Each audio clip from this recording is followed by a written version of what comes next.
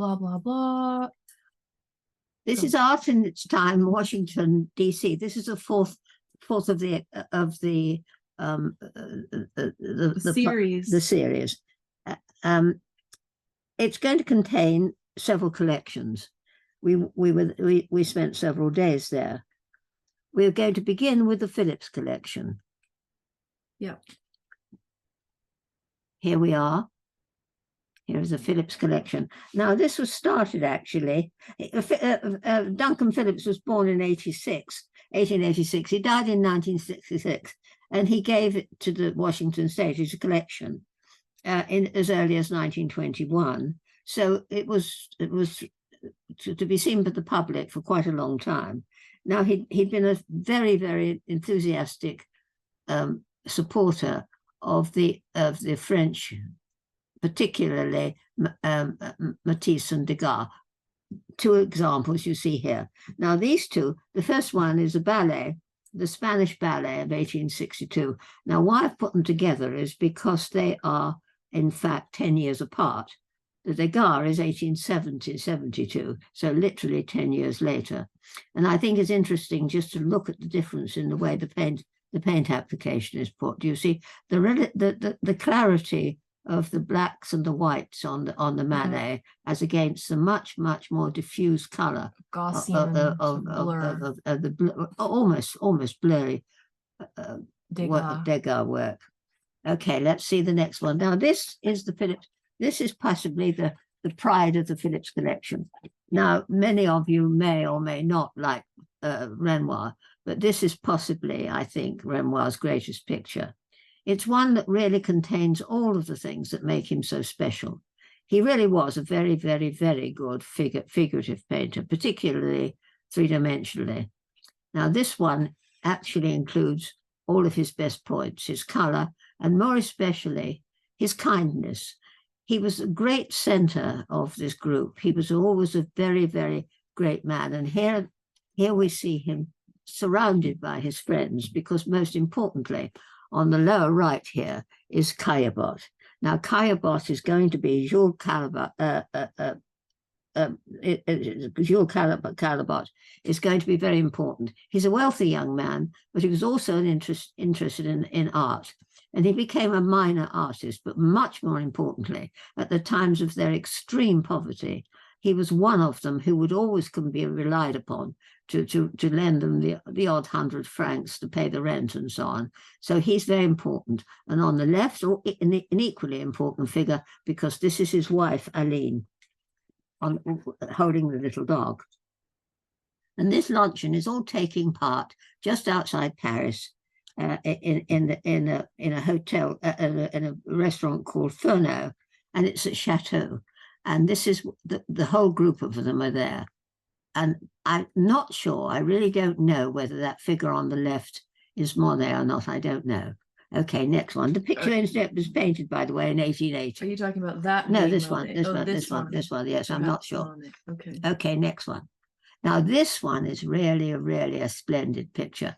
I want you to note particularly the quality of the photograph, because in any of the reproductions, you don't see this particular way of that he placed the paint with his brushes. Look specifically at the detail here, and you can see the really firm direction. Now, remember that this particular picture is an early one. This was painted in 1888, and he just left Paris. He'd left his brother's place in Paris, and this is his first trip to Arles. So this is literally his opening picture for his time in the south of France, and I think it's symbolically the path to the local park, really.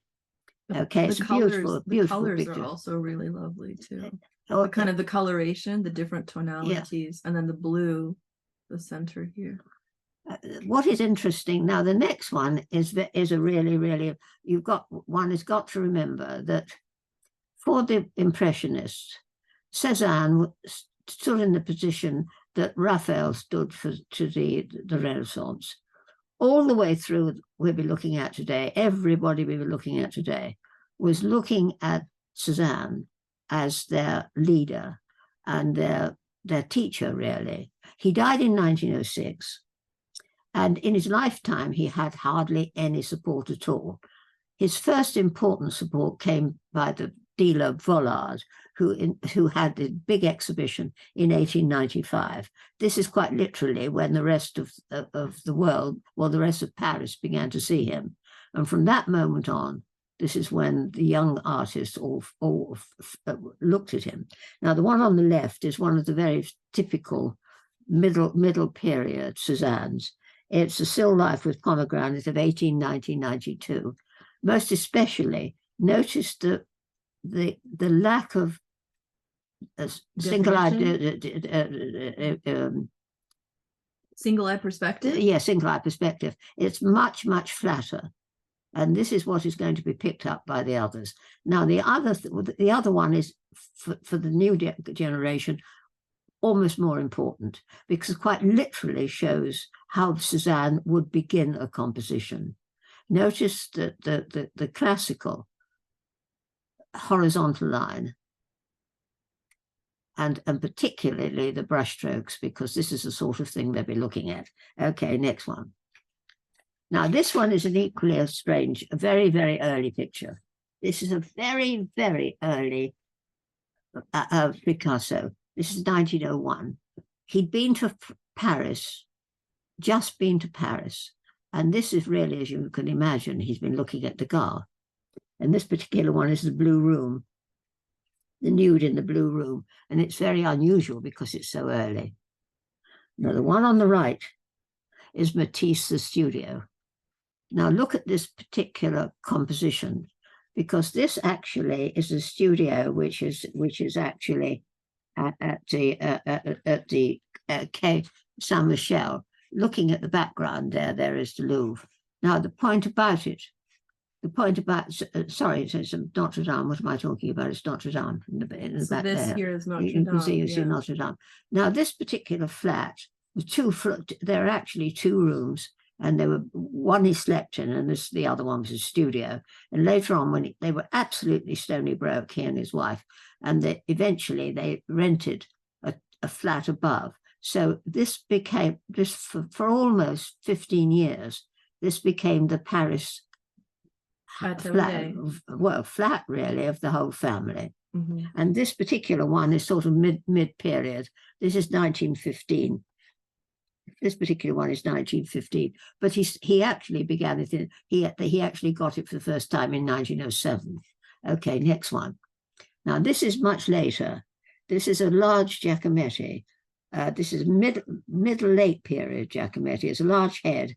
He was born in 1901. He died in 1961.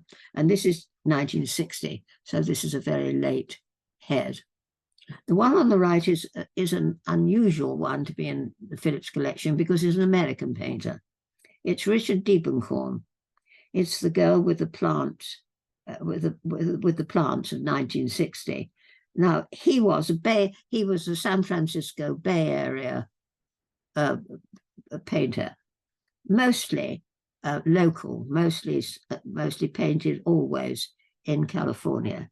This was painted in 1960, and he's a very nice painter, actually. But the scale of this takes up the whole wall. So in the Phillips collection, in the actual sort of location, it's a big picture. It takes up the whole wall picture at the end of a room. Notice the flatness, because this is going to be coming through it's actually going to be first described by Matisse, but the rest of them are going to be picking it up all the time. Okay, next one. Now, we are next going to the American Art Museum. And here we're going to see some very interesting pictures. Slightly more traditional. The one on the left is enormously interesting, I think, because this is Winslow Homer. Now, Winslow Homer what we're seeing now is American artist. He was born in 1836. He died in 1910. And this particular one is very interesting from a social point of view, because it's called A Visit from the Old Mistress. of 1876. Now remember, the Civil War was 1873, and the end of slavery was at this point. So what we're seeing on the left is a new kind of America. And the same thing applies to the one on the right, which is by Edward Hopper. And this particular one is 1950, and it's called People in the Sun. But of course, what it is describing the extraordinary West, the great West of America, the great openness of America. So in both cases, there are sort of new beginnings. Okay. New dynamic. Very interesting. But you know what this also, now that I see them both together, this actually reminds me of the nuclear testing that was done in the desert. Oh, and you would have people take out their lawn chairs and sort of from miles and miles away. Yes. What was that time? I'm not sure. 1950 this is, I don't know when they were doing it. Probably you're right. I think the beginning, so certainly in the 50s. Almost like in a cinematographic way. Yeah. Off of camera here, you would have the explosion miles and miles away. And then you see how everybody's sort of bracing themselves, looking in one direction, almost like sort of anticipating the blast. That's an interesting thought. And the shadow, the long shadow being cast. So it seems almost like, again, I think what's interesting in what you've paired is this new dynamic. Yeah. Between kind of, master and slave. And then here there's slave. You see, this is the important bit. Yes, exactly. Good point. No longer the slave. But almost like equal, hopefully equal footing. And then here it's technology and the human. Yeah. This is a very interesting collection, this. Okay, next one, but these are amazing. The one on the left is traditional. You'll know that all recognize this. This is Mary Cassatt at her best. And this is called The Caress. It's one of her cousins. And it's 1902. She was born in 1844 and she died in 1926. Now, she comes from a very wealthy family. And as a young, unusually an independent woman artist, she spent most of her life in Paris. And later on bought a large property in Normandy. She hardly ever went back to America, but she painted mostly her American friends and associates. And this particular one, as I say, is 1902. It's a relatively late one, but there's a tremendous tenderness between the children and the mother, I think, in this one. She's a good painter. The one in the center is absolutely wonderful. It's one that you must all remember. This is Elaine de Kooning. Now, Elaine de Kooning was one of the most interesting modern portraitist. And in this particular case, this is a specifically important painting because it's of Merce Cunningham. Merce Cunningham, the beginning of modern dance. It's a wonderful picture, this one. And remember, she was the one who painted Kennedy at much the same time. This is 1962. She was born in 1918 and she died in 1989. Now, the one on the right is Joan Mitchell. Very, very important, interesting woman artist. Actually born in Chicago, relatively comfortable family, moved to New York, was part of the latter abstract expressionists. There were a group of women in the 1950s who really did take up the abstract expressionist idea, and she was one of the most important. She became very popular. She actually spent most of her life, and in fact died in France. In fact, she finally bought a property very close to Giverny, where Monet had lived, and she spent, this is where she died. But she really was a very interesting painter. But more especially, she was a very, very kind, sensitive woman. She made an enormous amount of money. Her work was very popular. And it sold tremendously well. There were very, very large pictures. They sold enormously. And after her death, they sold even better. And at her will, she gave all of her money and all of her pictures to artists, to new artists coming up.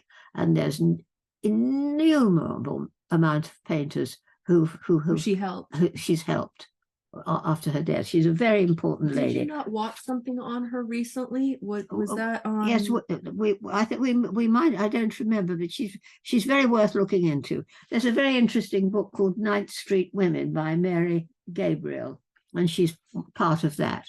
Okay, next one. Now this is literally another woman. She's interesting, not so generous. This is Louise Nevelson. Now, Louise Nevelson was born in Russia, and she came to America as an immigrant with her family, and they were poor. Her father was a carpenter. I think this is interesting. Her father was a carpenter, but he was became a successful businessman, and she actually finally grew up with a certain amount of money. But the fact of him being a carpenter to begin with, I think, describes the success of her later work. In fact, she worked in all kinds of materials, but her most famous work are these huge wall space screens, really. You can't really call them anything else but screens. And they're mostly made up of old pieces of found, discarded pieces of furniture. You'll find in all of them, there's chair pieces here. There's a back of a chair here. There's all sorts of things in there. This is a detail of them. They're usually painted black. And she started this particular series in 1972, and these became her most famous. She was born in 1899. She lived to a very, very old age. She lived in 1988, and at the end of her life was immensely successful. She was born with a different name. She married a man called Nevelson, whom she quickly divorced, and she had one son who was also a sculptor.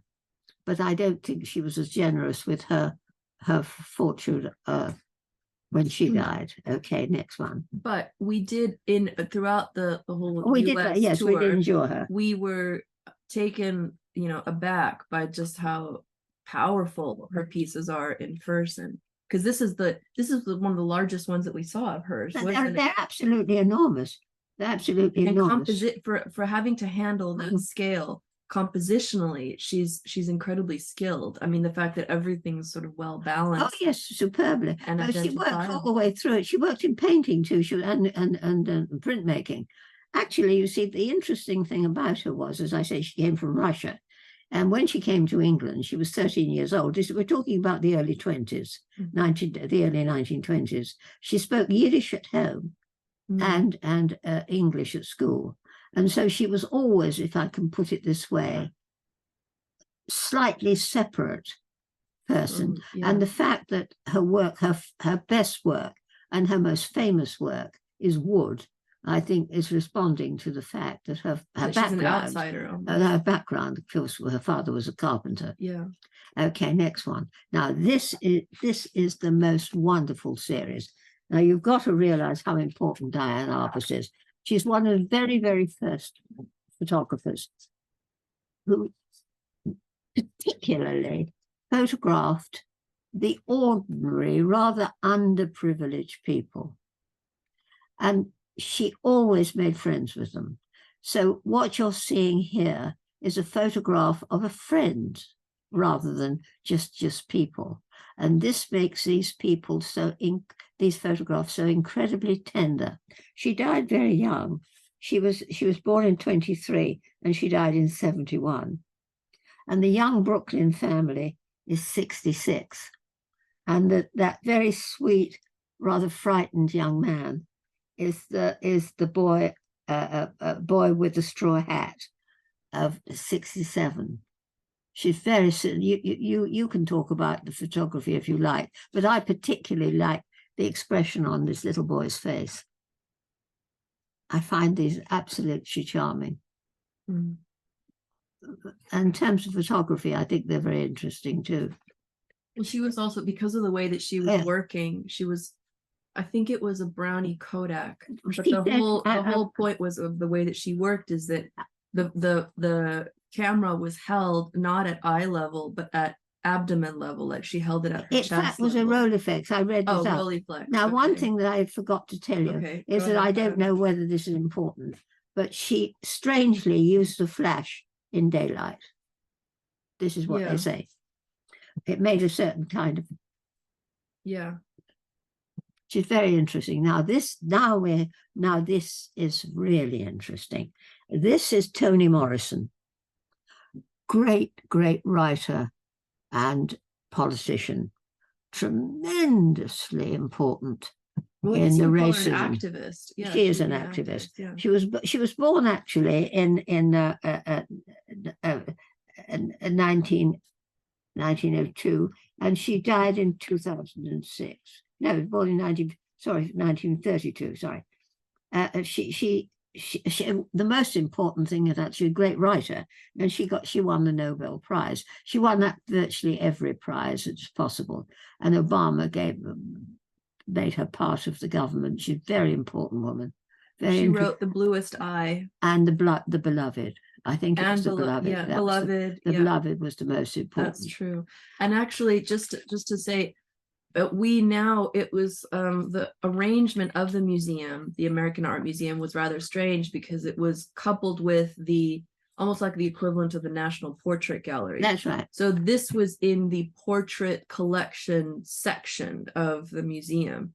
And so this is a portrait commissioned of Toni Morrison, but it's a painting. It's not a photograph. So this is oil on canvas, which is and it's life size. So it's 1-to-1. It's massive. It's so impressive. This whole point is very interesting because the next man, possibly we've all forgotten him. We shouldn't have done, because he's called Frederick Douglass, and he was born a slave, and he rose to be a member of Parliament. Not with the American equivalent, sorry. Abolitionist, orator, and writer. 1818, born 1818 and died 1895. He visited England. He spoke to our Parliament. He was very, very, very important for the racism. Tremendously important.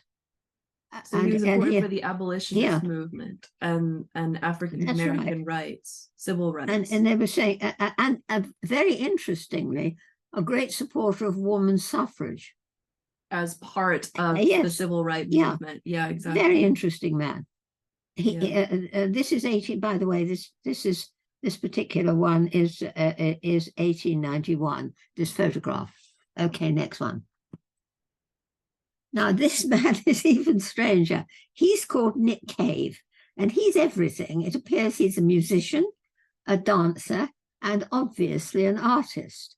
These extraordinary garments actually are worn and danced in, but in this particular case, they're shown, and they're incredibly beautiful. They're made of everything you can imagine. Sequins, wool, silk, lace, and they're very beautiful. And they are called.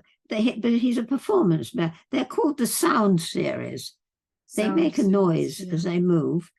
And this particular group were made in 2009. But it gives you an idea. He was born in 1959, and as I say, he's also a Black American. Okay, next one. We're now going to the Renwick Gallery, which again has... To the Peacock room. The Peacock room. Sorry, I hadn't forgot. Yes, okay. Now, this one is the most extraordinary thing. It's almost worth going to America to see it. This is the Whistler Room. Now, this particular room was made for a man called Thomas Jekyll. He lived in 49 Prince's Gate Gardens. And Whistler was in the building because he was having it redecorated, and he was advising the decorator on color. And Jekyll gave him straight away the commission to decorate his dining room, and then departed for himself on holiday. Imagine his surprise when he returned, not to mention the fact that he was charged £2,000, which was a fortune at that time for this thing. Whistler's dates were 1834 to 1903, but this particular one at the time was made in 1892, 1890s, and it is quite beautiful. It was finally, when he died, Jekyll himself died almost immediately afterwards, and it was sold to Freer, and it's now in the Freer collection in Washington, and it's the only surviving interior by Whistler. It is quite remarkable. It's leather, painted leather, and originally it was intended to display Jekyll's blue and white china, which at that particular time in the 1890s in England was the most fashionable thing to have. Now I think they're not so, they're still beautiful pieces of pottery, but they're not necessarily blue and white. And in the painting on the top, was on the other side, which you can't see. There are two peacocks, and these were supposed to be. I think, did I take, it's this there one. they are. Yes, the peacocks are there. I remember taking photographs. Yeah, they are actually Whistler's sort of image of himself and Jekyll being the man on the right. And if you actually see, when you see the picture, there's actually gold leaf. It's gold leaf, but there are gold coins all on the bottom here too. Oh. This is me, of course, sitting in the terrible wheelchair. It's for scale. Yeah, for scale. But what was amazing was the kind of the three-dimensionality. Oh, yes, it was amazing. I mean, to say it's kind of redundant to say of the architecture, but this is a sort of sectional view photograph. Can you see the detail? Yeah, where there's two layers of see the detail, yes. Ceramics. And look at the ceiling. Look at the ceiling. Even the ceiling, you see, it's leather, painted leather. Can you imagine this poor man coming home thinking he'd commissioned someone to hang his pottery and to find this? And so what made it really special was that we started chatting to the two docents who spend hours daily kind of monitoring the room, and we were asking them about their experiences of the room, and one woman in particular, I think her name was Jenna or something. She was saying that the pottery gets switched out every half a year or so with the season. So this was the winter pottery versus the blue and white, which is in the summertime. And so the entry is here to the left into the room, but into the right here they've designed it, especially in the Smithsonian wing, where you actually have the windows that open up to let natural light in. And so the first Thursday of every month, they let the light into the room so that you can see it in the daylight as it was intended, which was so special. It's an incredibly beautiful thing. There's no question about it. It was actually sold in 1904. Now, the next one is the Renwick Gallery. The Renwick Gallery, which was art and crafts, really, and very interesting. Okay. Well, not to kind of de-elevate it, but it was an unusual collection. And by this point, we went from the Smithsonian, we walked all the way down, walked or rolled all the way down to the White House. And this was the horse police in front of the White House. But the interesting thing about this, the White House, is actually very small. One forgets, of course, that it was actually built. It actually built in 1770, and the John Adams president put it on in the 1880s. Now, really, it's the size of an English country house, which is a surprise to me. It does look like an English country house. You can't quite get there, but it's very small. And by all accounts, it's been added to. And this, of course, is the looking the other way around, which, of course, is the Capitol. Well, actually, no. So opposite the White House. That's what I mean. Opposite the White House, you have a whole bunch of what look like patent, because we rolled through it, a whole bunch of kind of like Georgian townhouses, which were supposed to, I think, during like the Kennedy years, Jackie Kennedy sort of upgraded to be housing for the staffers of the White House. I don't know if that still is the case today, but further down south, you hit the Grand Mall, the Mall, and it's the Capitol building at one end with the Washington Monument at the other. I don't know, do we have? Yes. No, I think we have photographs of that later on. But then we hit the Renwick Gallery. The Renwick Gallery. More of this extraordinary man. I know. They're so beautiful. Can you see all the detail of it? They're quite amazing. You don't actually, I don't know how the person inside it looked through it, because I think that there is like there must be a little hole or something. Well, yeah, but what's wonderful is how it morphs the human body. Yes, then also it kind of expands the movement, the physicality of the body into this whole other being. It's very strange. When you hear him talk about his work, it's fascinating as well, because he's drawing from like dance culture. African traditions, and then also sort of elevating all of these really amazing techniques like needlepoint, needlework, beading. It's just incredible. He has a group of people working with him, I quickly He's based in Chicago. Yeah. Yes, he's based in Chicago. Yeah. And he also is a tremendously nurturing to like other groups within Chicago. So he's actually got like his own studio that expands for other studios to take part. It's an interesting. Now this was extraordinary. This is a woman called Janet Eckelman, and she was born in 1966 in Florida, and she does these extraordinary sort of light filled. They're so beautiful, sort of like clouds. Really, they're sort of sculpture, and they're made of some sort of plastic.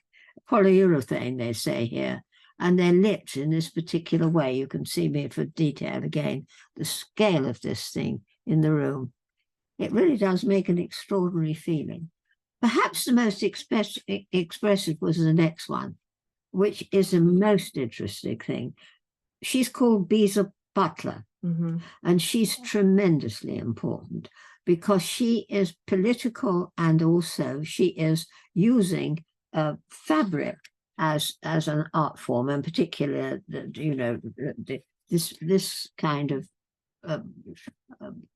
She does portraiture of Africa, of people with African descent. But the most important thing is this one, because this photograph is of the First World War soldiers.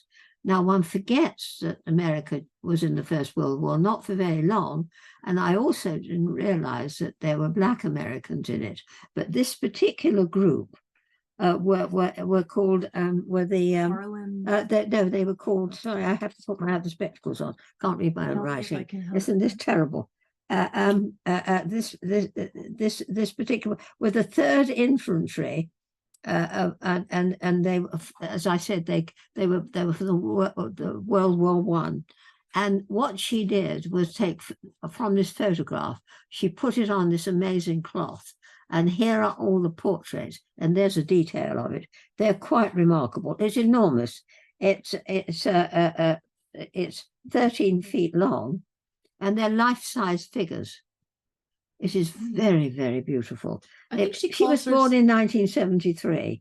She calls herself a textile artist. Yes. And again, not to kind of demean textile in any way, because you and I were both gripped by this. Absolutely. In person, it is just. She says, I've got quotation of what she says here. My work is to continue to lift them up. She's talking about the soldiers in history, so they can be seen in public spaces where their heroic sacrifices became part of the American fight against evil and the expression for freedom. This is what she said about this piece. This is what's underneath it. It's an amazing piece of work. It is beautiful. Okay, next one. Now this one is another interesting.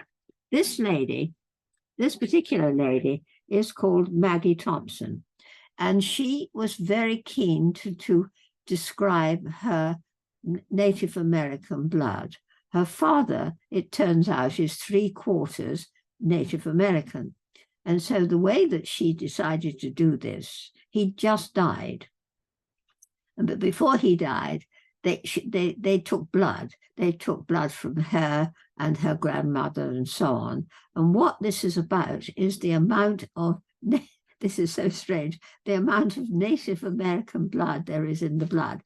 She had very little because her mother, it turns out, was German, but her father was nearly 100% Native American. And this is what this is about. It's a reference to his death, because they're like body bags, you see. And you can read here, you see, I was inspired by my experience of watching the coroners coming in carrying a simple, solid colored bay the night my dad passed away. And she created this extraordinary quilt. They're very interesting. Okay, that was the last one of that one. Now we're going to the great National Gallery. And of course, it's like coming to our National Gallery. So we're going to go right back in time again.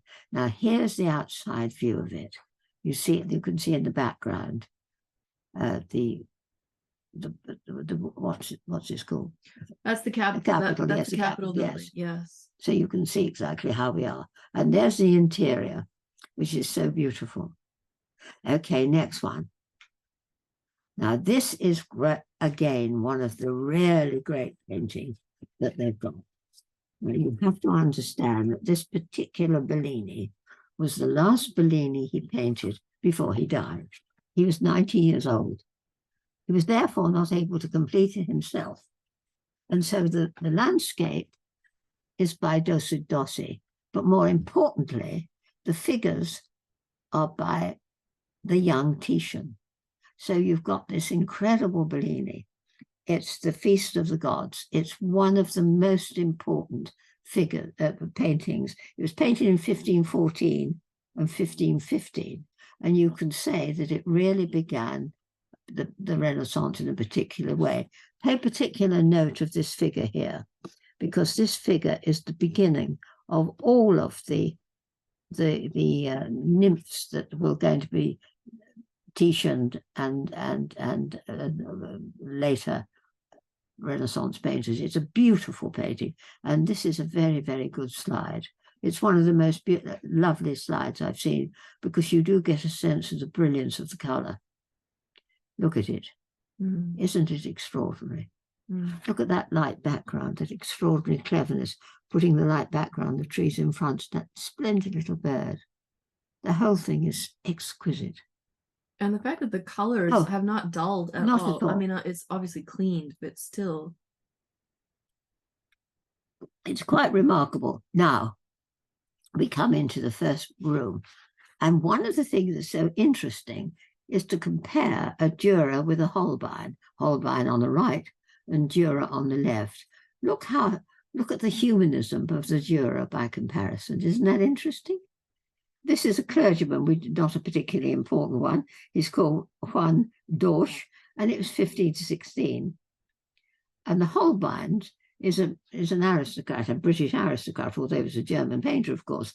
He came to England particularly for the Henry VIII's court. And this particular man was part of the court. He was called Sir Brian Tuke. And this is 1532, so it's 20 years later. But it's interesting to compare those two figures, I think. Okay, next one. This, I think, is quite strange, because this is Cranach. Now, I told you earlier, you think about the figure in the landscape, and this is the German example of the figure in the landscape, which really doesn't work frightfully well. It's the nymph of the spring, and it was painted after 1537. And as you see, the painter had little idea of anatomy, really. The painting on the left, I think, is much sweeter. It's also Cranach, and it's a portrait of a woman. It's 1532. These are part of the Crest collection, which is quite remarkable. Cranach, born in 1472, died 1553. So he's exactly the same period as Dürer and Holbein. Okay, next one. But this is one of the real joys of the collection. Now, it's difficult for me to just showing you just briefly the importance of this Poussin on the right, but this Poussin on the right has become one of the great examples of the perfection of the composition, of the classical composition. It's, of course, it's the Virgin and Child with St. John and an angel. But look at the composition, look at the verticals and the horizontals and the way she settles into that space. And that marvelous dark figure at the back that causes the great triangle to the front. And think of all the paintings afterwards, including Cézanne, who've looked at this sort of composition. Poussin is enormously important for French painting. He literally did create the Academy. Everybody looked at him. This beautiful one here, which is amazing, is the Annunciation. Now, this is 1657 to 59 to 67, and the Madonna of the Steps is 1648. It is the pinnacle of his Renaissance style. He really is the most important French painter. The architecture. They were extraordinary, incredible paintings. Absolutely incredible. Not to mention the lighting. I know, the lighting is extraordinary. And the composition, everybody, all the French looked after him. It's not sort of modern in a way. It is. Well, it's a classical. It's so incredible. Yes, yeah. So classical. We were very lucky to see that. I mean, I had no idea they were there. Okay, next one. These are, even in a way, these are even more extraordinary to be there, because how many Van Eycks are there? They've got a Van Eyck, for God's sake. This one on the left is amazing. It's the Annunciation of 1436. And it's the Virgin with the angel Gabriel.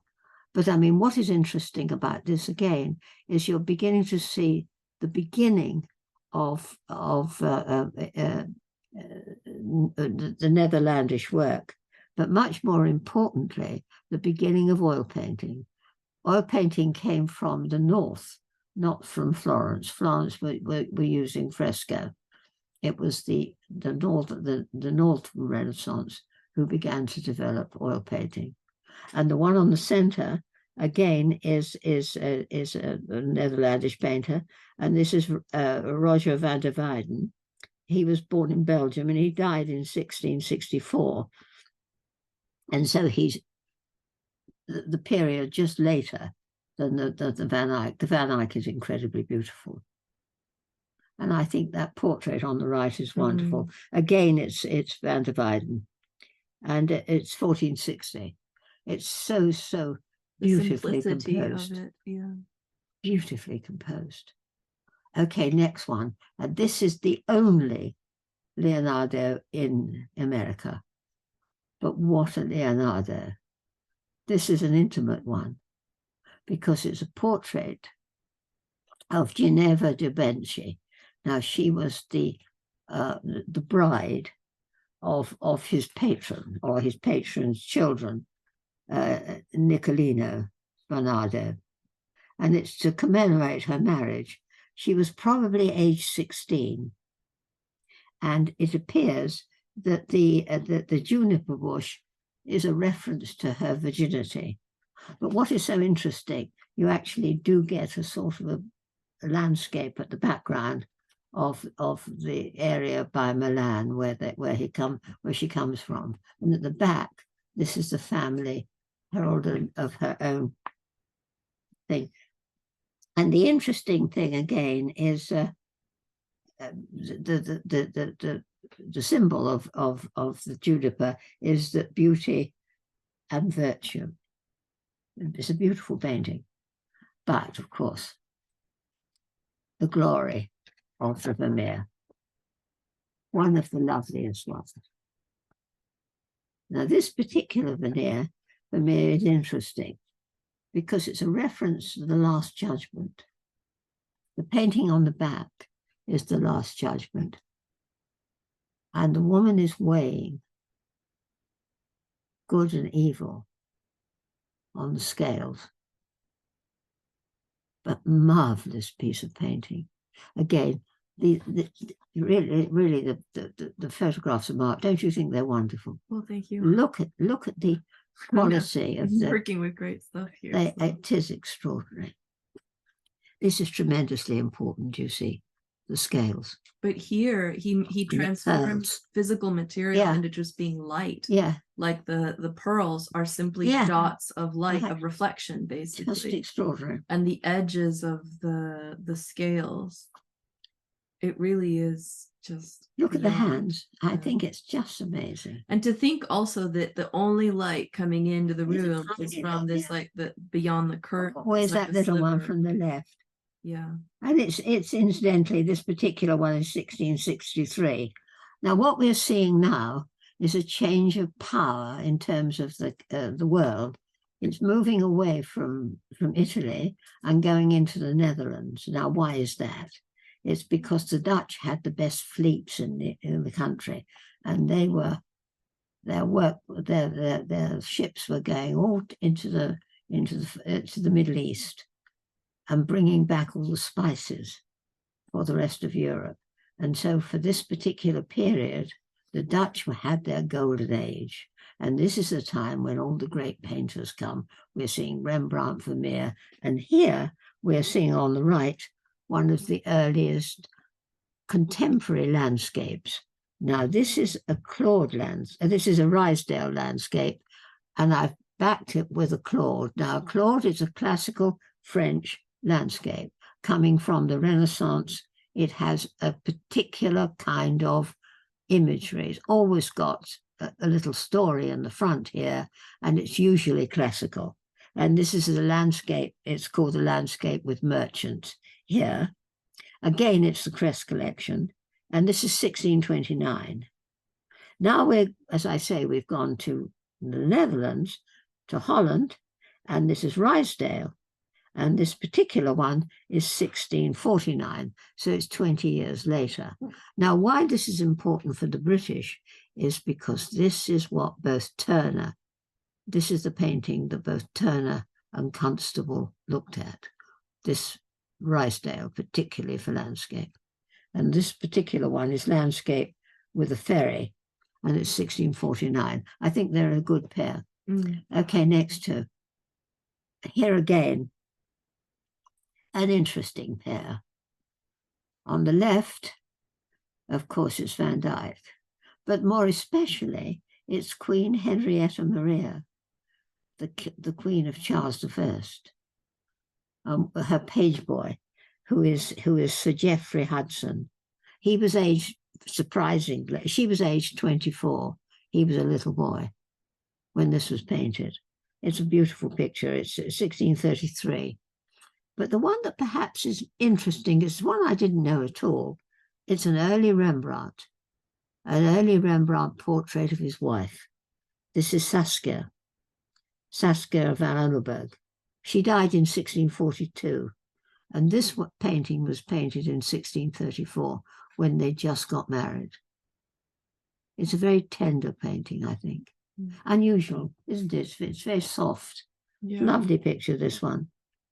She had 4 children, only one survives, Titus. Just a remark about this, because people had large families, but the children didn't survive really after babyhood in many cases. Okay, next one. Now we've jumped a century, and we've come to the beautiful Chardins, and they are gorgeous. This is French classical pictures at the best. This little schoolmarm is around about 1736, 1737, and the other one is the House of Cards. He was born in 1699, he died in 79, so this is sort of middle period. But look at that particular soft colour. It's going to have a tremendous influence again later on. It's one of the most graceful. They're beautiful pictures there. And they're always genre, they're always paints the genre, and the sense of tranquility of his work, which is quite extraordinary, I think, is rather. He says he uses, his quotation was, "I use colour, but I paint with feeling." I think it's lovely. Okay, next one. Now here we come to a different country. We're in the New World. We're in America. Now on the left, it's an English painter, well, a man born in America but trained in England. He's called John Singleton Copley. He was born in 1738. He died in 1815, but he was trained in England and he died in England. But most of his pictures were painted in America, and the one on the left is the most famous. It's very big. It's called Watson and the Shark. Now, this is a true story. By all accounts, these men were in the harbor of Havana, and the young boy was taken by a shark and he lost his leg, but he was saved. And this is him being saved, and he was called Brooke Wilson.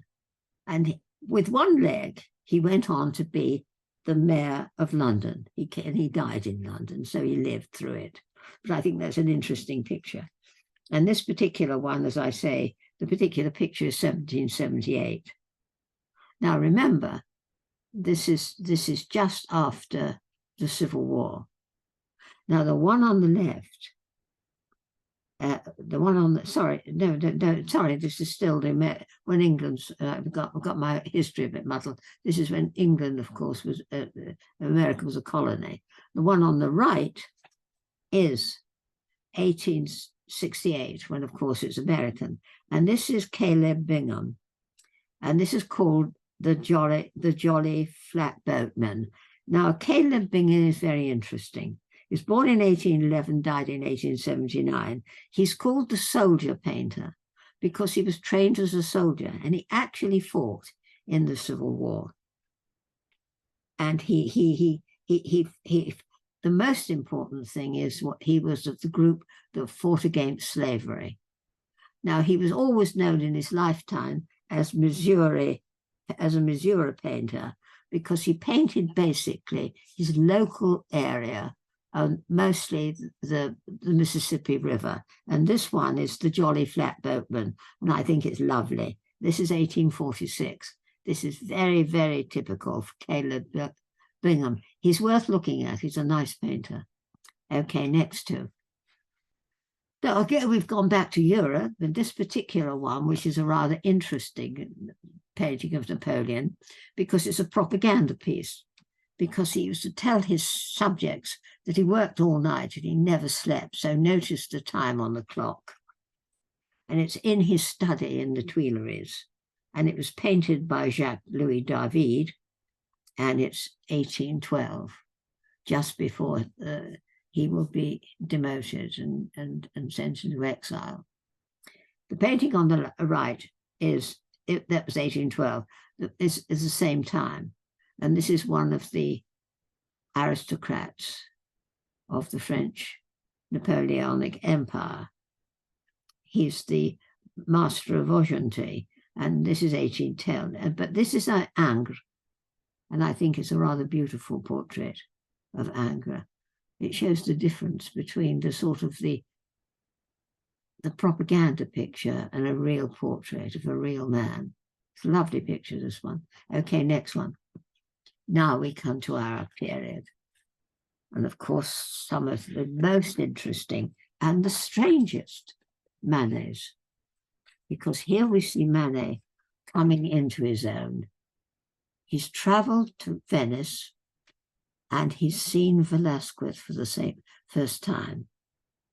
And eventually he will go to Spain. But this picture was painted after he'd seen Velázquez, and he's looking at Velázquez's color. And this particular one is called The Old Musician, and it's a group of gypsy musicians, and it's painted in 1862. Manet was born in 32, and he dies in 83. The picture on the right is a fashionable picture. It's a picture of a fashionable actor. The actor is called Riviera, and in his as Hamlet in 1866. But it's an interesting one. It's 4 years after this one on the other side, and he's got the particular blacks of Manet are very interesting because the Impressionists never used black. And one of the most interesting things about it is his use of black. It was, in the end, what interested Van Gogh about his work. Okay, next two. And this, I think, is absolutely charming. It's one of his witty pictures, and it's called The Masked Ball at the Opera. And it's 1873. And it's the place where all the rich gentlemen pick up their girlfriends from the chorus. Can you see the chorus girls in their lovely costumes? Look at those wonderful boots. And this is the actors coming down to meet their future lovers. Look at the legs at the top hanging. And you remember in our picture in the courtyard, the balcony at the top. It's one of his favorite things. But perhaps the most famous of his pictures they've got there is, of course, the railway. It's Gare Saint-Lazare. And, of course, it's the beginning of modernity. And it's 1873. Now, the model for this lady is the same lady who modeled for Olympia.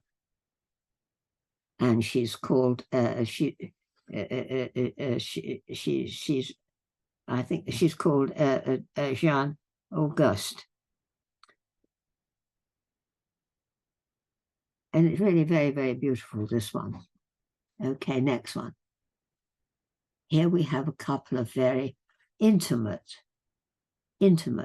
particularly intimate Cézannes, because the picture on the left was very early work. It's when he's forced his father, who was a banker and didn't want him to do this at all, to become a painter. And he's gone to Paris. He's left the south of France, gone to Paris with his friend Zola. And his friend Zola was a journalist. And he got his first article in a newspaper, which was a left-wing newspaper and never read by his father. But in fact, Cézanne has put his father in his throne-like chair, reading Le Vent, which was Zola's newspaper. And it's very, very early. It's also himself, he himself is inside this picture, because on the wall behind it is one of his very, very earliest still lifes. This is a very interesting picture. It's painted in 1871, 72. Remember the dates of Cézanne, 1839. He died in 1906. Now, the picture on the right is also a familiar one, because this is his only son. This is his son, Paul, and who was born in 86. This particular picture was painted in 86 to 87. And this again was one of his wife's pictures. And it was bought by Chester Dale. So you've got early Cézanne and late Cézanne, and they're both familiar. Okay. Now here we've got equally interesting pair. An Englishman, well, an American actually, working in England. This is a Whistler on the left, and it's the Thames. It's grey and silver, and it's 1864 to 65, and it's the wharf, and his particular interest in these very, very close tones, which based his name. And on the right, a woman. This is Berthe Morisot painting her sister, who'd married a ship's captain and moved to a place called Lorient, and this was the harbour. And she went to visit her sister in 1869, and she painted her sister by the wharf, by the water. And a beautiful picture, this one. She was born in 41 and she died in 95. But they're painted virtually at the same time. This is 64, 68, and this is 1869. I thought they're an interesting pair to show the difference in the colour. This is an English one, and the American, and a French one. Okay, next one. And of course, here you know, this is Mary Cassatt again. This is her sister who came to visit her and who actually died in France. We were very, very close together. And she's in the loge in the opera. And I think this is very interesting to show these two girls in their young clothes. Remember, there's a lovely Renwick by a similar subject. The one on the right, that was painted, by the way, it's just called At the Opera, and it was painted in 1878. And the Van Gogh is much later. This is a still life with pink roses of 1890. Now, the sad thing about this picture is that it was painted, one of the last paintings he did when he was in the Saint-Remy asylum, just before he went to Auvers. And we're going to see one of the last pictures he did from Auvers. But the one next, I think, is one of the greatest Monets. This is early Monet on the left. It's Monet and her Saint-Jean, and it's called Woman with a Parasol in the Wind. Look at the movement. Look at the movement of the grass and the wind in her dress. Extraordinary piece of painting, this, and the little boy in the background. And this is really what this was painted when he was living in Argenteuil. Again, virtually no money. And quite deliberately, I've put a caillebotte beside it, because as I've already said, caillebotte was very important to them, and he literally saved them financially all the time. And this particular, he was a great rower, and this is his favorite thing. This is a skiffs of 1877, so it's 2 years after this one. And the marvelous thing that's interesting is the plunging perspective. Can you see them all in the background, all coming towards you in this wonderful skiff? I think he's a very interesting painter. He died in 94, and he'd collected so many pictures. And when he died, he left them to the state, and the state didn't want them. And there was a tremendous carry-on about it. And Renoir had to fight to get the Cézannes to accept the state to accept the Cézannes in 94. It's quite interesting how late the French were to accept the Impressionists. It's interesting to realize this. Okay, next, so most of them didn't make any money. I think this pair is amazing. Of course, Gauguin and Van Gogh. But the important thing is the date. Now, they very, very, very unhappy period of time, about 5 months. Gauguin had come because his brother had sent him to be with his Van Gogh in Arles, and he'd been there for about 5 months. But there was a tremendous difference of opinion, and of course the famous post where he cut his ear and all the rest of it happened because of this. And Gauguin took himself off to Tahiti. And this is one of the very first pictures he paints in 1889, as you see, in Tahiti. No, sorry, this was not painted in Tahiti, but he does take himself off to Tahiti. This actually was painted in Brittany. I'm sorry, it was before Tahiti. And it was painted in a village in Brittany. And it was actually on the doorway of a pub, which was owned by a woman called Mary Henry. And she sold it in 1919. But the Van Gogh is a self-portrait the same year. So they're both self-portraits. This is Van Gogh's self-portrait, 1889. And this is when he had put himself into, after the terrible thing with the ear, he put himself as a voluntary painter to the Saint-Remy asylum. And this was the first picture he painted of himself there. Okay, next two, I think we're lucky to have those together. Now, this is what I told you afterward we'd be so lucky to see. This is one of the very last pictures painted by Van Gogh. And it's the green wheat field at Anvers in 1890. You know, this is when he painted the very last one of the cornfield.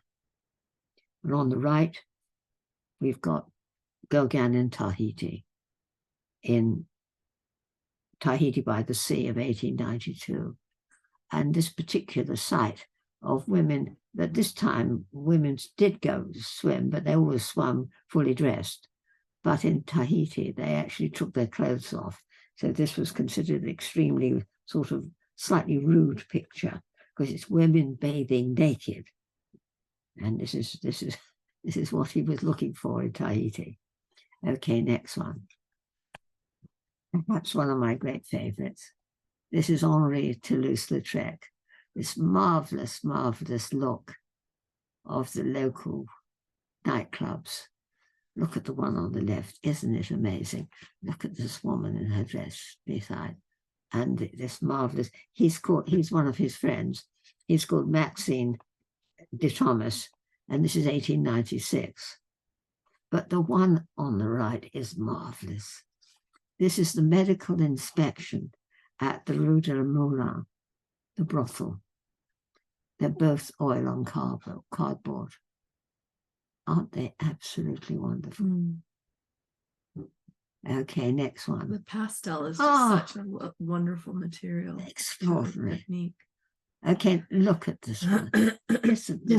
Doesn't this tell you the wild excitement of the time? They're dancing at the Moulin Rouge.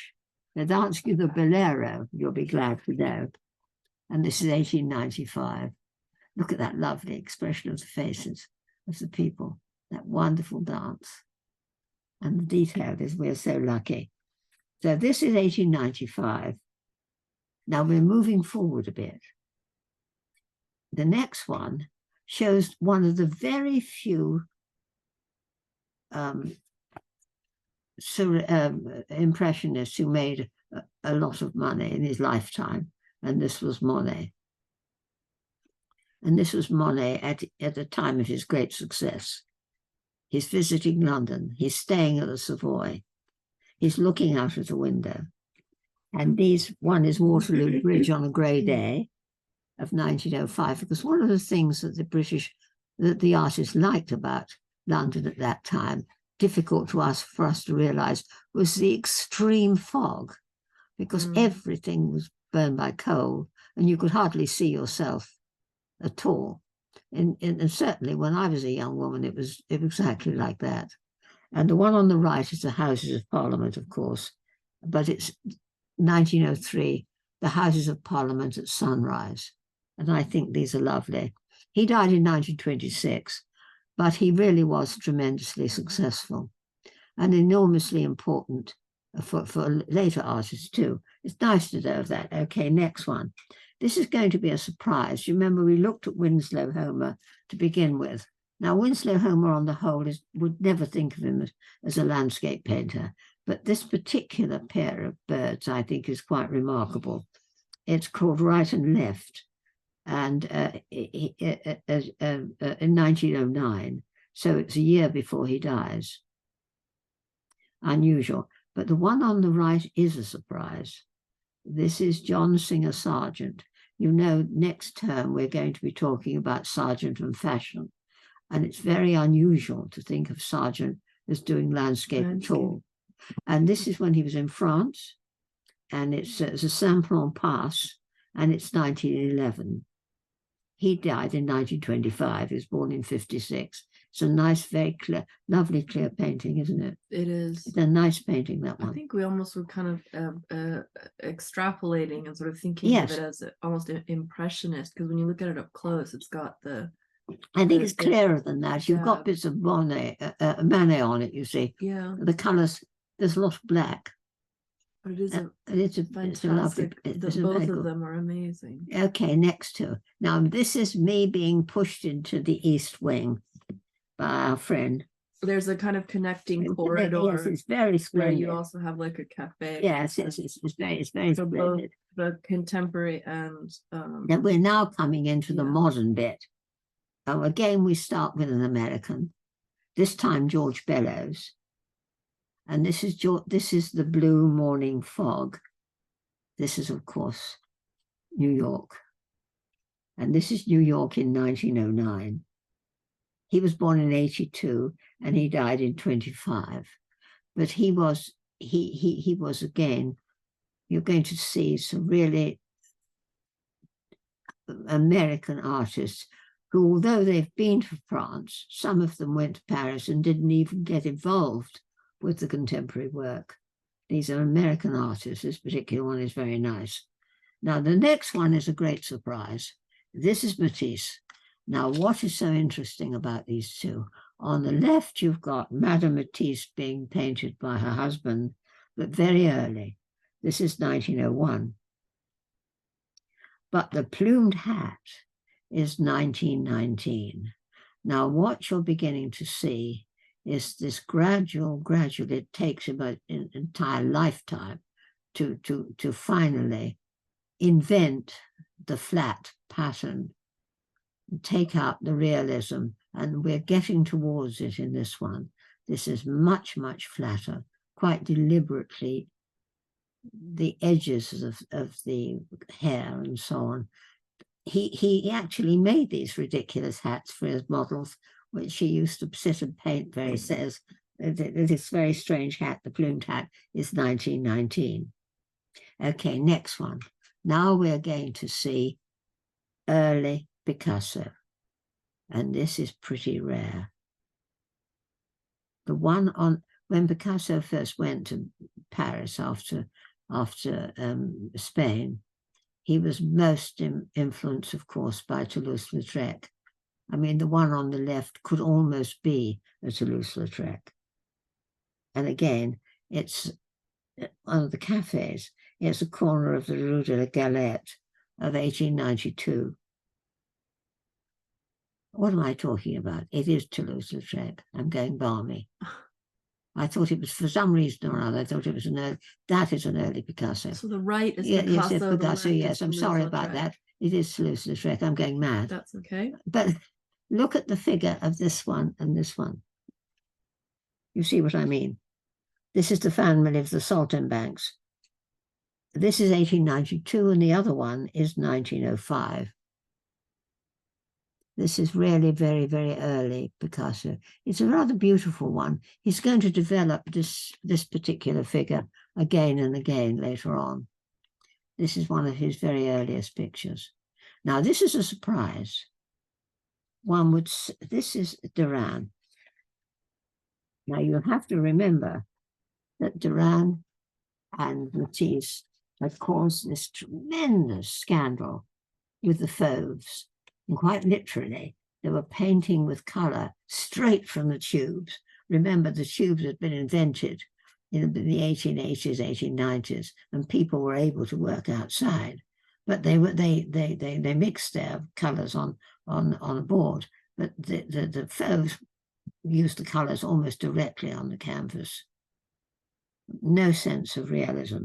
And this is Derain, the year after he'd done this, 1906, and it's a view of the Thames, both of them, the view of the Thames on the left and the Charing Cross Bridge on the right. So this is pretty early and tremendously interesting to see this.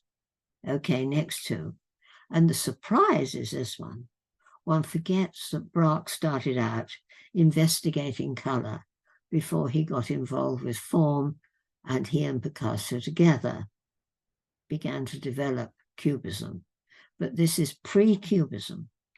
This is him working at the port of La Ciotat in the south of France in 1907. He was born in 82, he died in 63, and the one on the right is a detail, particularly to look at you see, he's been looking at Derain and Matisse. Okay, next one. And this is him much, much later. This is his Harbour, 1909, after he's been experimenting with form with Picasso. And this is 1909. On the next to it is one of the later Cubists, Juan Gris. This is the glass and the checkerboard of 1917. Now, Juan Gris and his wife Josette were Italian, and they were stuck in Paris during the First World War, and they weren't in the he wasn't in the army because he was an Italian, and absolutely starving. And Matisse and his wife helped them to live at this particular time. They were living with great, great poverty at this particular moment when he painted this picture. Now we have marvelous late Braque. This is Braque when he really has found his own voice. This is a still life on a table of 1928. And he's now using both color and form in this new interesting way. And the one on the right is very late. It's 1952, really just before he dies. This comes from the Mellon collection. Marvelous color. Mm. Now we're moving on again, next one, and this is Modigliani. Beautiful painting of Madame Kisling of 1917. And this, of course, this nude of 21. And this is, he died in, oh, sorry, not in 21, in 19, because he died of tuberculosis in 1920. Okay, next one. These, I think, are a most interesting pair. Picasso on the left, but surprise, surprise, this is Gwen John on the right. Look at the tonal association. Isn't the Gwen John beautiful? Mm. It's called The Convalescent.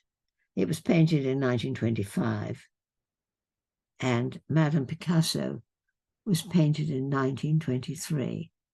So there's 2 years between them. I think the colour similarity is very interesting. Yeah. That tonal quality of that marvellous grey. But also like what it sort of conveys to the viewer, that sort of calmness, the serenity of the sitter and subject. Aren't they? Now, this is the Second World War. This is very difficult. This particular picture absolutely describes the condition of poor Max Ernst. Max Ernst, of course, was German. When the Second World War started, and the Germans before the Germans went to war, of course, the French went to war with Germany, and Max Ernst was in France. And he was put in camp, in the French camp. He actually just about got away with his life because of Peggy Guggenheim. And he married her when he came to America. But this was painted just before the war. This is painted 1939, when it's all happening. It's called A Moment of Calm. And really, this is quite remarkable. He was born in 1901, died in 1966. And the other one is Giacometti. And it's interesting, it's 1934. And it's called The Hands Holding the Void. It's very strange, wasn't it? Mm. Very strange, this one. The face was terrifying. Mm. And of course, now we've got this great German. We were so lucky to see these. This is Hans Beckmann. Now, Hans Beckmann was very successful in Germany before the Nazi situation. And he escaped to Holland. And finally, he ended up in St. Louis. And this was painted the year of his death. And this is the Argonauts. And they're so powerful. You saw a great number of these. And this, as I say, is one of the last ones he painted. And there's this really sort of struggle between good and evil. You're talking about the world completely destroyed by war. Okay, next one. Because now you're going to see evidence of this all the time. For example, this is an early Mark Rothko. This one is the sacrificial moment of 1948.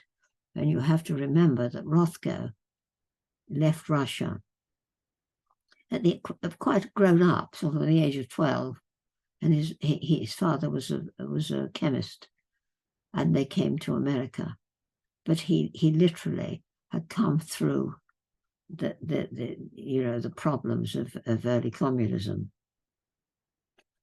Perhaps the most intellectual of this particular group, which I suppose could be called Lake Colorfield, was Barnett Newman, and this one is Achilles.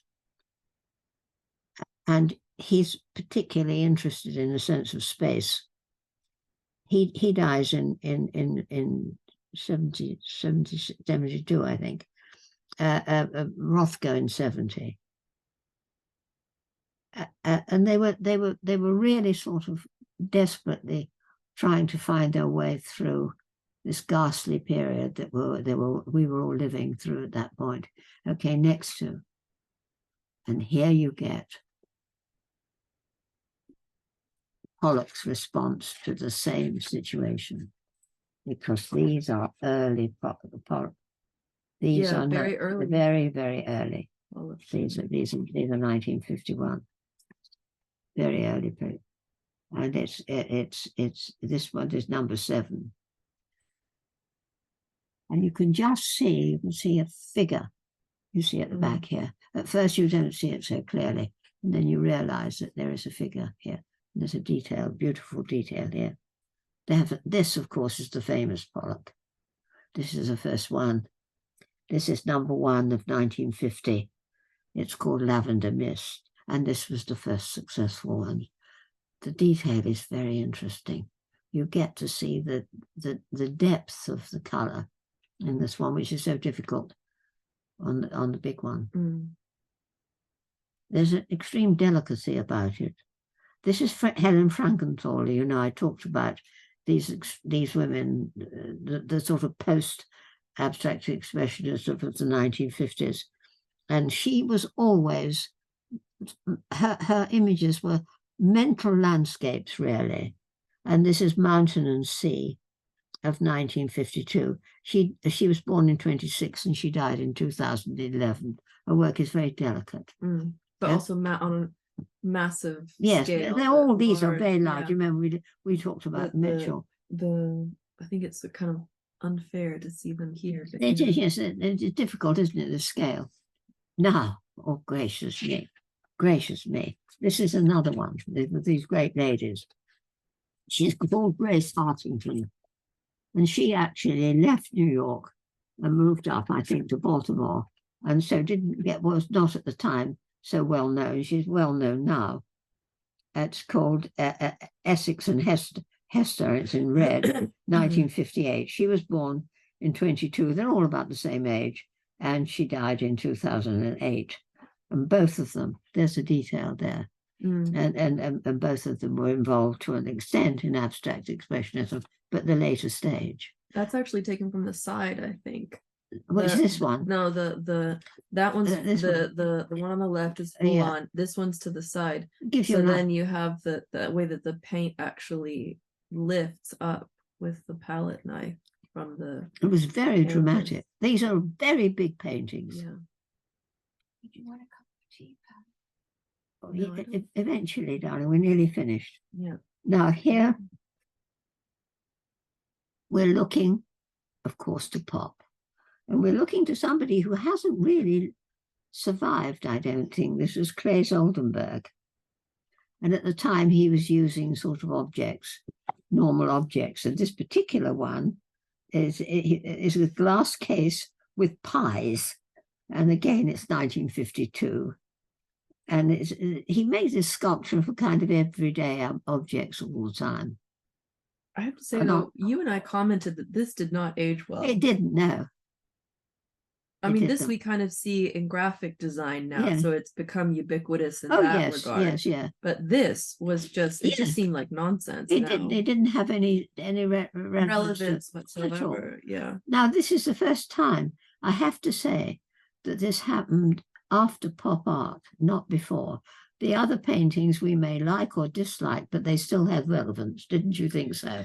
Those pictures we just been looking at. Yes, exactly. Yeah, I think this one, because we were always kind of trying to discuss intergenerationally between the two of us whether it was relevant, or to us personally it spoke on some level.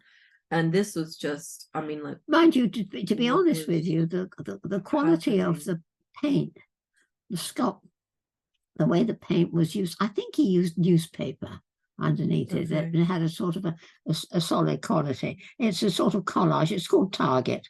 It's 1958. Yeah. But the surface is very interesting.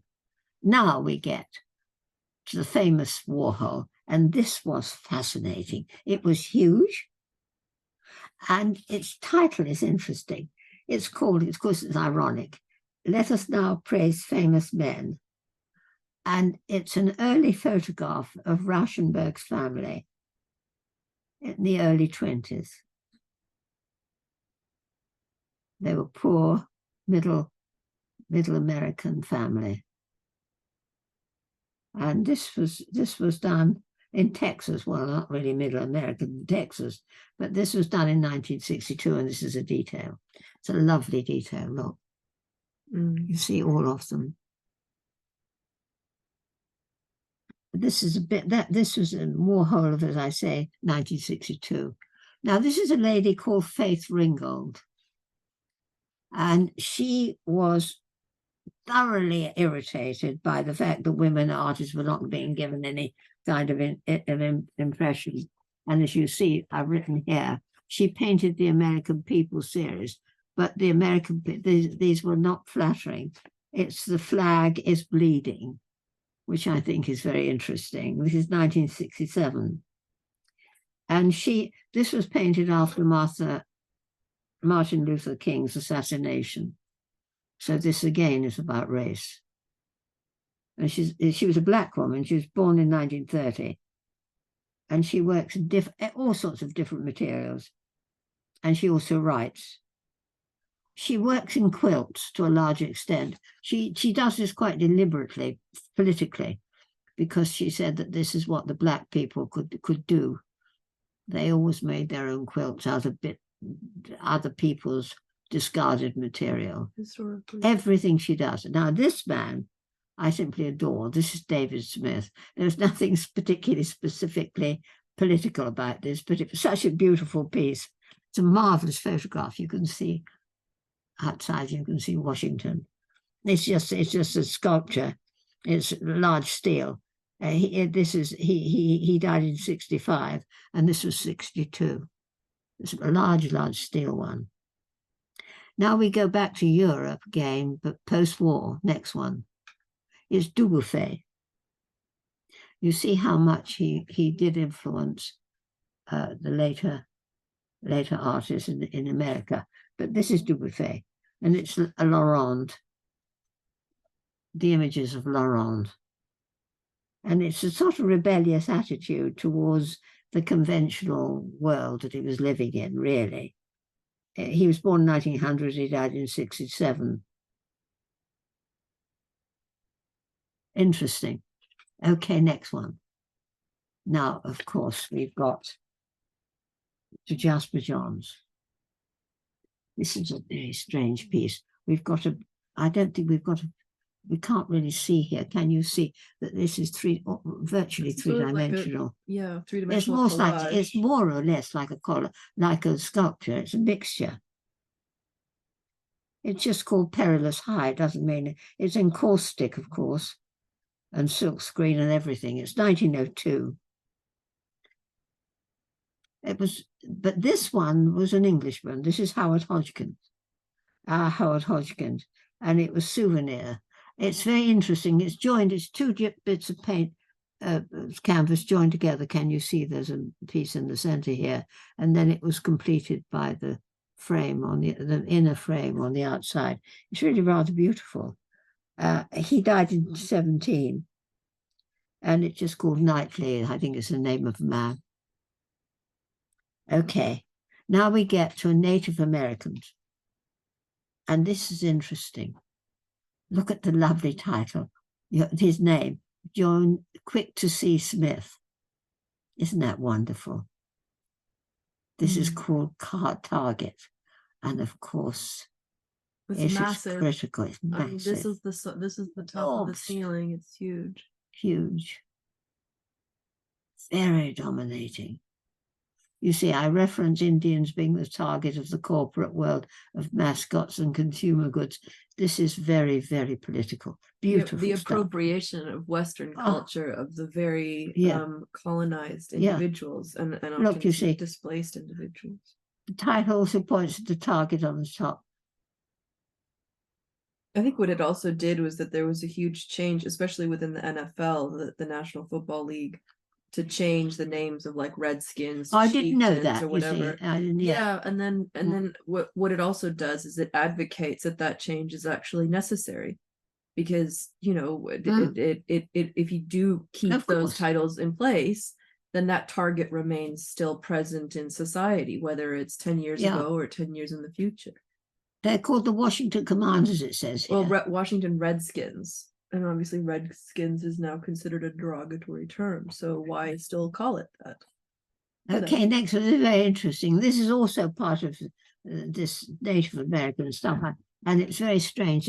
It's wrapped in sort of bandages, really, and leather there were materials germane to like what First Nations would use. That was fascinating. Look at, I think this head is quite extraordinary. Who did this? Can you see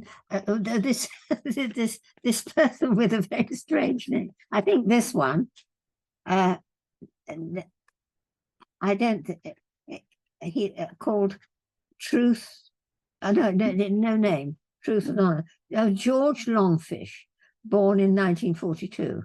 Yeah. It's called the Ravens of the Sun. It's wooden straw. It's beautiful. This is interesting. You see, look what they said about because the title of that is Truth and Honor, not Hamburgers. That's right. This was an interesting one. You see another person here. This is from the Dene tribe, Eric Paul Rieg. And what's interesting is the mixed media. So they'll cross-reference through decades between like traditional patterns or materials, and then sort of the way that they would like bring it into the contemporary sort of making. It was fascinating. This was amazing, almost technical. I mean, when you think about it, I mean, it was really remarkable. We saw all of this work. Yeah. This was so beautiful. This is a photograph by somebody I didn't know. He's called Will Watson, and he was born in 1969, and it's Native Americans and the Grand Canyon. It's another one that determined their thing.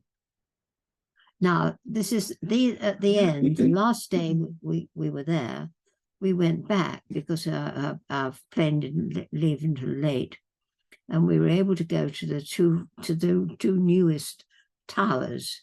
And in these two towers are these extraordinary pieces here. These rooms, come and see. These are so beautiful. It's very difficult to explain. You have to be involved with them. You have to stand in front of them. But so the panoramic. They are just astonishing. Just astonishing. This was in one tower, and this was that wonderful Calder. Yeah. The Rothko room is East Wing, as I said. They were painted, by the way. That room is 1949, 1950. And there's me sitting in the corner looking cross. For scale. For scale. And here I come. This was so beautiful, wasn't this beautiful? Yeah. This is the Calder room, again in the East Wing. We're kind of used to seeing Calder individually, like single Calders. And when you see them all here, you cannot imagine. You just realize how playful and inventive and dynamic the pieces are. And there's Mondrian up there, you see? Yeah. You know, because he likes Mondrian. Is that? There's a Mondrian. That's the one single Mondrian. So it's like an homage to exactly their friendship, their dynamic.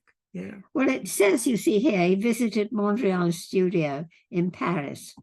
And this is when he got the idea of the red. It's not Mondrian, it's Miro. No, it is Mondrian. No, it's Miro.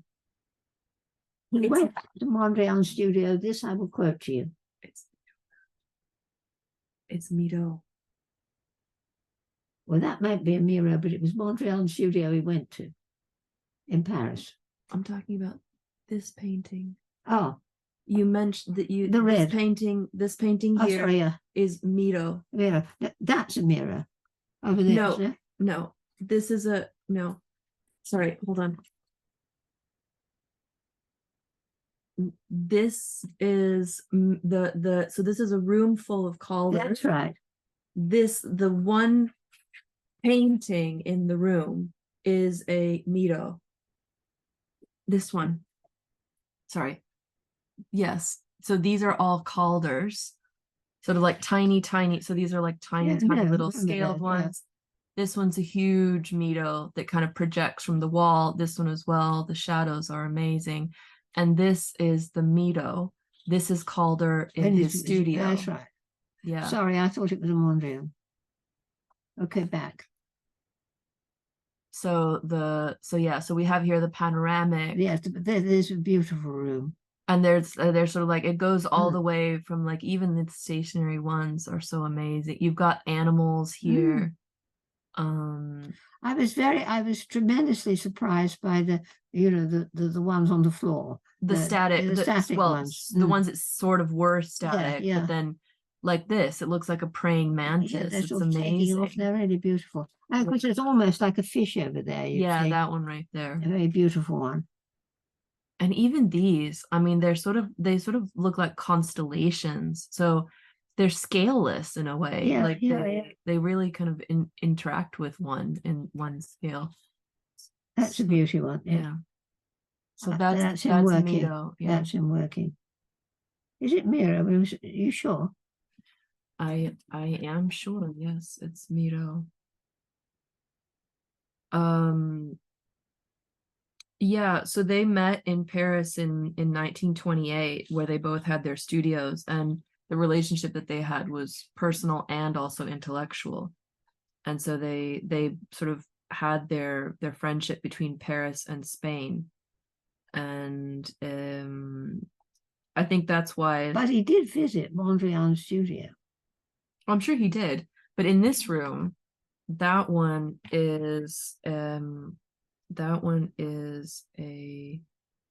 Miro from, let me just see. We'd have to look at how we calculate.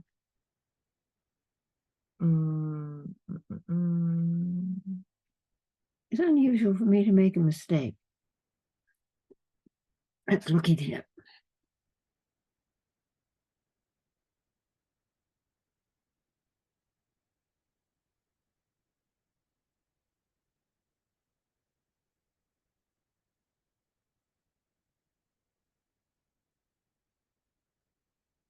So in Tower 2, in the Alexander Calder room, it's the largest display of works of Calder's work, with more than 40 sculptures spanning from the 20s to 1976.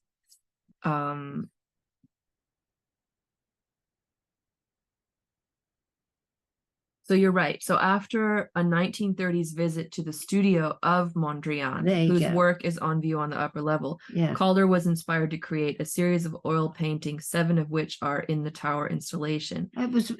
Calder was impressed not only by the Dutch artist's paintings, but by the total studio environment he had. Yes, he lived in it, didn't he? Like he did always. Yes, exactly. So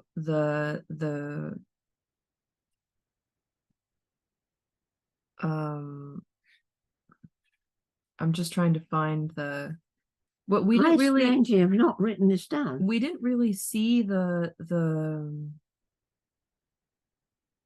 didn't really see many of the paintings, weirdly enough, when we were there. As far as I know, that was the only one. I mean, I could be wrong, but that's what I remember it as. But this Miro, well,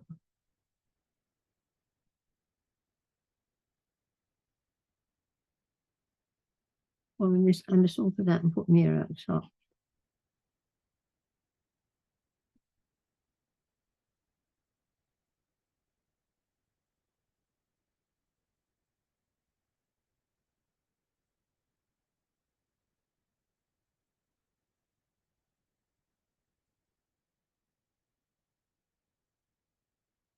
do some work on him. Hmm. Oh. Okay, so then here we go. Barnett Newman. This is the most, for me, it's very difficult to explain really why I believe this, because I'm not religious at all. And anyway, Barnett Newman is Jewish, but it is the Station of the Cross. And it was extremely spiritual for me. I don't think for Camilla. But I was well, that's kind of the power of art. I know. It was very strange. It doesn't necessarily need to hit us both in the same It was done between 58 and 66. And another reason, I think, to be honest with you, is I didn't like the way the Rothkos were put together. There was too much space between them.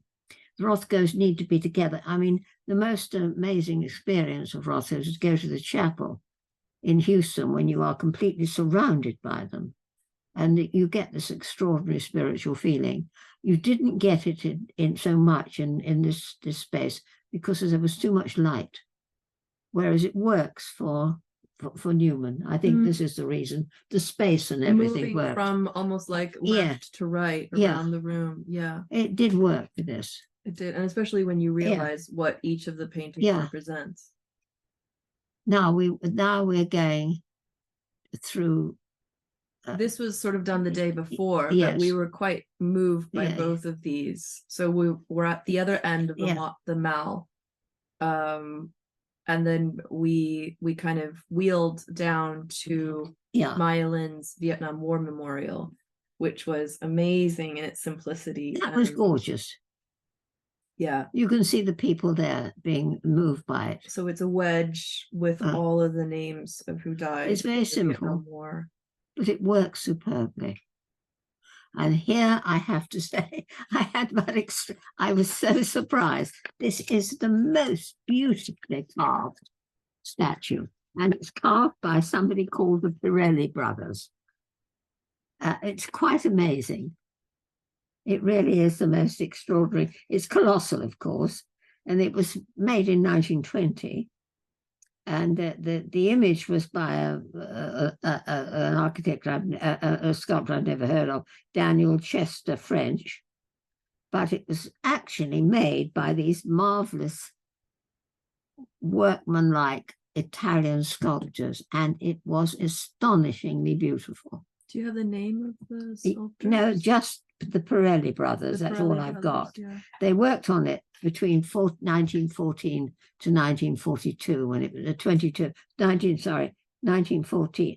They were working from 1914 to 1922. This is 1920. Beautiful thing. It was really powerful in person. It's absolutely amazing. It's 30 feet tall. Yeah. It's bigger than life size. And the last bit is that lovely piece of writing. Look. So we were reading what was on the walls, like on either side. Beautiful piece of work. These dead shall not have died in vain. Truly beautiful. That this nation under God shall have a new birth of freedom, and that government of the people, by the people, for the people, shall not perish. It was really very beautiful. Okay. Because we still felt like this was relevant today. We did. I mean, it was not old-fashioned at all. That's how it was sort of like had longevity and some sort of like civic power, emboldening. Yes, it was quite remarkable.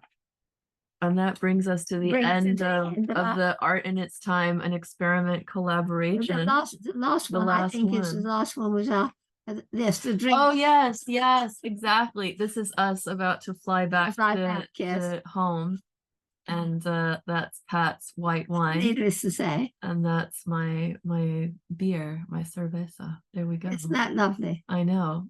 Thank you. Thank you, Jeff. Thank you, darling.